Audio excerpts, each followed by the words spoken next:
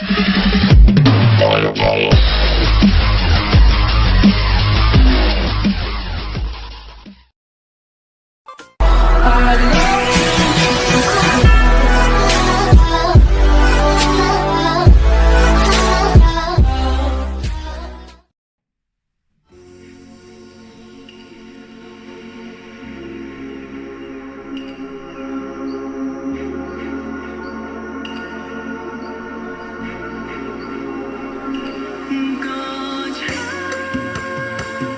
วัสดีครับพบกับดีเจคานสะพานลอยนะฮะ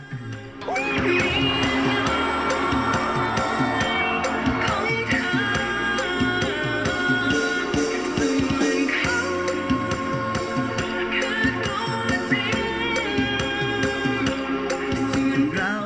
แค่ตัวปลอม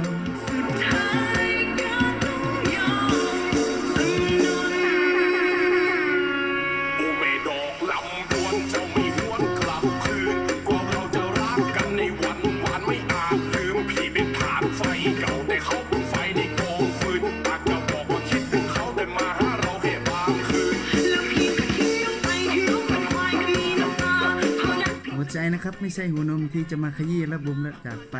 เชียบ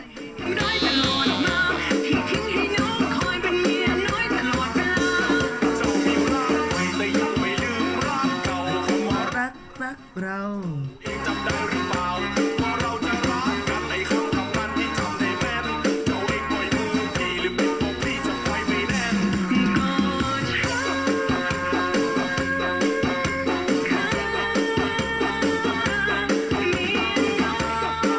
ของใคร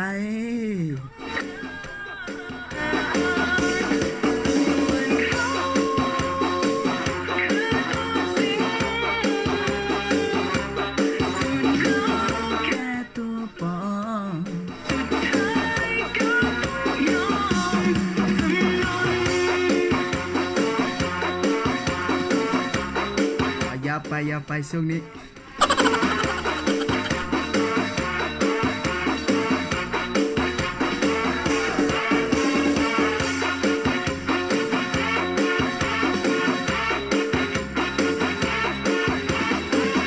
กางเกงนอกมีไว้ใส่กางเกงในมีไว้ถอด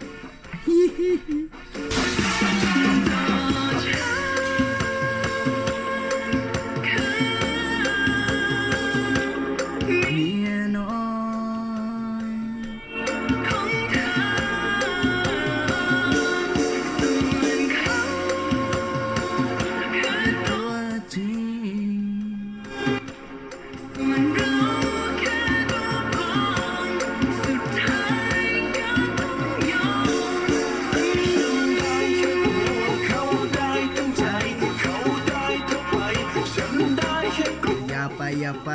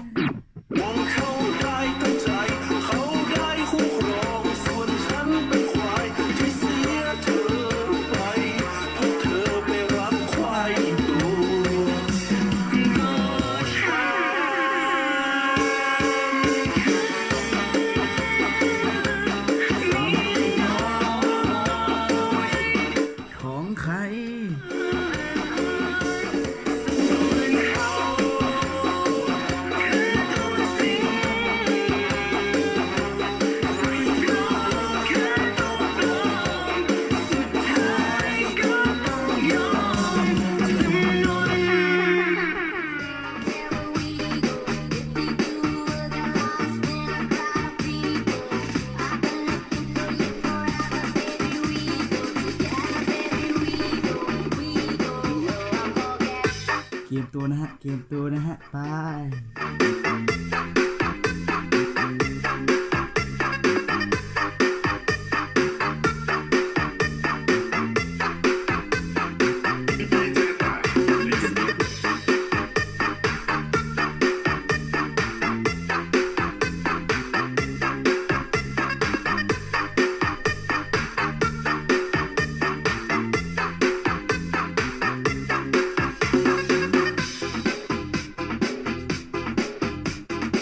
ความรักก็เหมือนกันซานะฮะ แรกๆก็หวานหลังๆก็หลอนฮะเสียบ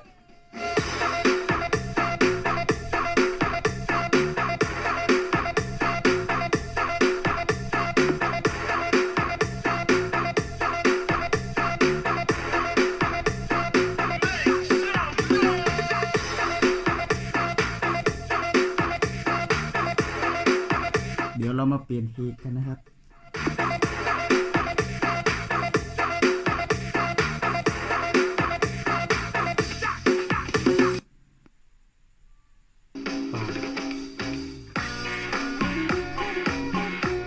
เราต้องการฉีดใจนะฮะ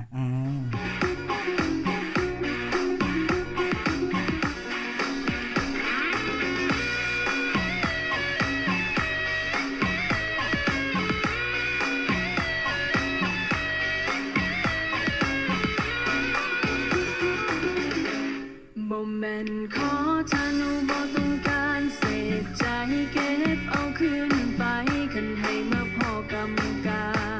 บ่แม่นคนดีแต่ก็เลือกอยู่ดอกว่าอย่าสิมาทำทางคันบ่เคยฮักกันเลยบ่แม่นว่าบ่มีไผเอาอยากคบกับเจ้าเข้าใจแน่แม่อยากสิเข้าไปเทคแคร์เอายาวไปมันต้องให้ได้เป็นคู่ครองให้ได้เป็นแม่ของบักคำน้อยให้ได้เป็นคนรักไม่อยากเป็นแล้วคนคอยสุดท้ายแล้วเดี๋ยวหอยกับรอย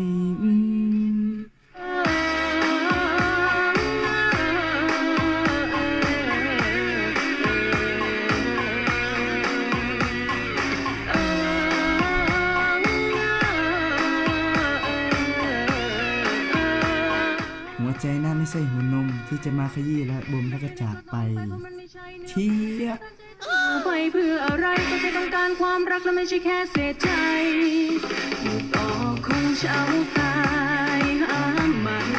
ดีกว่า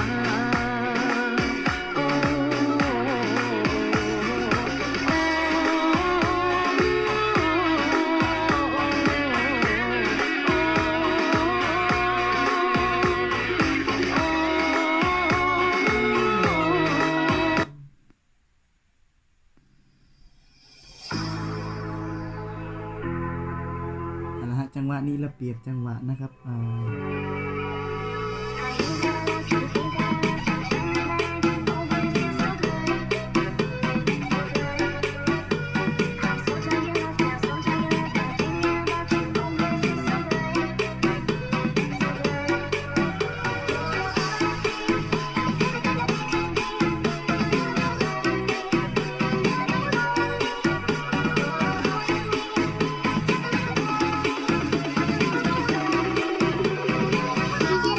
เก็บตัวนะฮะ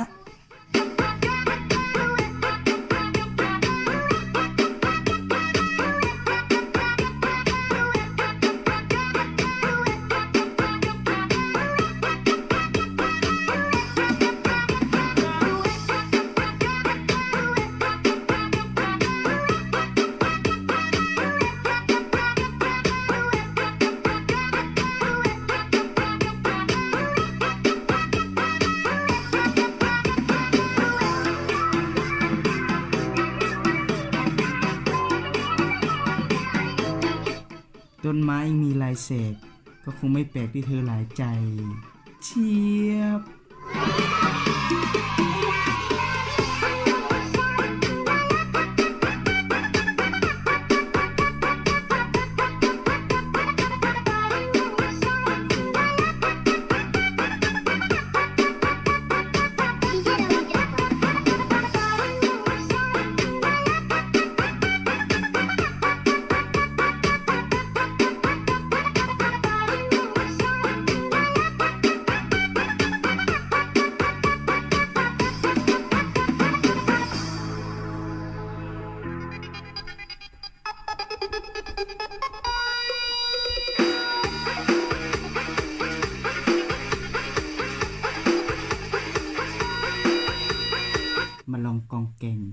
No. ดีเจต้ารีมิกซ์ เจ้าที่เขาอยู่แล้วยังดึงอายเข้าไปหา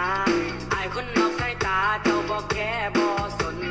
อายมันคนใจง่ายที่เจ้าบ่รู้ตนเบื่อนำคำบอกคนเฮ็ดให้เฮาเปลี่ยนไปเจ้าไม่เฮ็ดให้รู้สึกดีแล้วก็ยังหนีไปเจ็บแต่น้อยใจอายอยากถอยคืนกลับมาแต่ใจมันพังไป รถยังมีวันจอด แต่ผมรักตลอดไม่มีจอดนะ ฮิฮิฮิ ว้าตัวตีเขาไปเป็นมาเล่นกิงกองสารน้องกองแกงมาลงมาแดงมาปะลงปองแปงน้องยังในชีวิตเธอคว้าตัวตีเขาไปเป็นมาเล่นกิงกองสารน้องกองแกงมาลงมาแดงมาปะลงปองแปงน้องยังในชีวิตเธอปานเป็นพี่บ้าเบาหลายก็พอเธอตั้งแต่น้อยจนใหญ่ก็เพิ่งสิเคยเจอมาลองกองแกงกระนอใจอายขอโทษที่เขาไปเป็นมันเล่นกินกองสารน้องกองแกงมันน้องมาแดงมาปะลองปองแปงงองยังในชีวิตเธอ ขอโทษที่เขาไปเป็นมันกินกองสารน้องกองแกงมาลงมาแรงมาปลองไปงงเงงในชีวิตเธอ มันเป็นพี่บ้าเบาหลายกับพ่อเธอ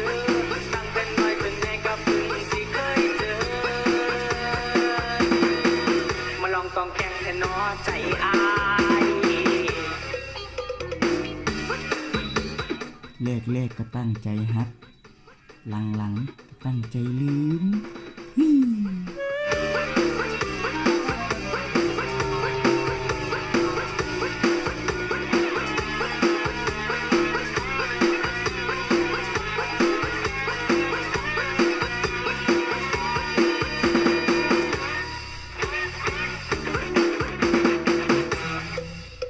แต่ใจมันพังไปเบิดแล้วเหตุใดแค่เลือดใจเจ้าควาย ดีเจ เขาไปเป็นมันกินกองสารน้องกองแกง มันน้องมาแดงมาปะลองปองแปงงองยังในชีวิตเธอขอโทษที่เขาไปเป็นมาลิงกิงกองสารน้องกองแกงมันน้องมาแดงมาปะลองปองแปงงองยังในชีวิตเธอบ้านเป็นพี่บ้าโบหลายกับพ่อเธอตั้งแต่น้อยจนใหญ่ก็เพิ่งสิเคยเจอมาลองกองแกงแทนน้อใจอายขอตัวที่เขาไปเป็นมาลิงกิง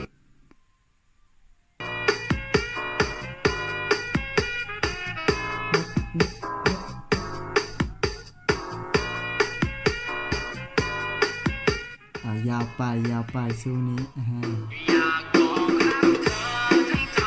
แต่ไม่กล้าจะพูดออกไปจ้องตอบแชทเธอโคตรไวรอตั้งนานจะกลับส่งไร นั่งมองทุกวันเรื่อยไปโคตรซึ้งใจตอบมากุดไนกลางปีขึ้นบินขึ้นไปเพราะว่านกรู้ดีแก่ใจอาจจะเป็นเพราะรักชโยเธอโนสนโนแค่แต่น้องชายของฉันก็โตเธอบอกโอ้โหเสียใจที่โนและอย่างเธอนี่ตรงสเปคอยากให้มาเช็คหัวใจที่แรงเต็มตอบ เราทุ่มเทเขาทุ่มทิ้ง เราให้ทุกสิ่งเขาทิ้งทุกอย่างคำนี้แม่งโดนว่ะ ไม่น่าก็มีหลักฐานว่าฉันเจ้าชู้ไม่เคยมีรักมือที่สามไม่เชื่อไปถามเพื่อนพี่สิครับอยากดูแลจนเรามีล้านตำนานเท่านั้นแต่ไม่ปาริชาบอกให้คุยนานๆก็เธอมองผิดไปอย่าไปดูในเฟซให้ดูที่จิตใจจะไม่ทำอะไรไม่ที่มันรับตาสุดท้ายก็เธอก็ลาและที่ตรงจุดกันอยากบอกอยากเธอทั้งใจแต่ไม่กล้าจะพูดออกไป ใครมีคำคมดีๆส่งมาใต้คลิปนี้ได้นะฮะ